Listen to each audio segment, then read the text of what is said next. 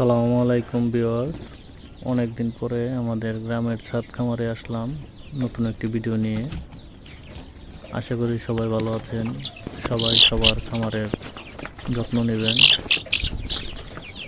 আপনার যত্নে খামার হয়ে উঠবে সুন্দর। আমাদের বাচ্চাগুলো আলাদা করে লালন পালন করি।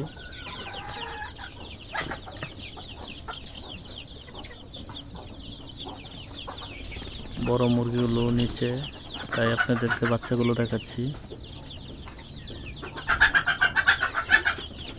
মাশাআল্লাহ,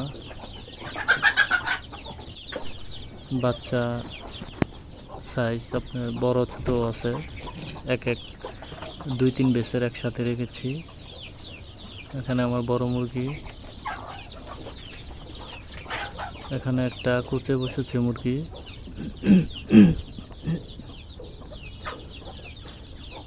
সপ্তাহখানিক পরেই ফুটবে। এখানে একটা ডিম, এদিকেও একটা ডিম পাড়ার জন্য বসে আছে। উপরে এটা হলো কুচে বসে আছে, কিছুদিন হলো বসলো। এটা বাচ্চা ফোটাইছে, আজকেই রেখে দিছি। আর একদিন দেখি আরও কিছু ডিম আছে কয়টা ফুটে, এই কারণে দেখা যাক। মাশাআল্লাহ, বাচ্চাগুলো এখানে মুরগি একত্রে এখানে 2-3টা ডিম পাড়তেছে একত্রে এর ভিতরে।